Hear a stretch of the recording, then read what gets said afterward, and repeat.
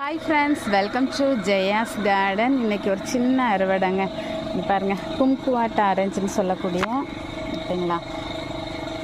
முதல்லலாம் 1-2 அந்த மாதிரி பறிச்சிட்டு இருந்தேன். இப்போ கொஞ்சம் நிறைய இருக்காங்க. ஸோ எல்லாத்தையுமே பறிச்சிக்கலாம். கொஞ்சம் வெளியில் வச்சா நல்லா பழுத்துரும். பாருங்கள், 6 கும்குவாட் ஆரஞ்சு, 6 முதல் தடவையாக 6 பறிச்சிருக்கேன். இல்லைன்னா 1-2 இந்த மாதிரியே தான் அறுவடை இருந்தது.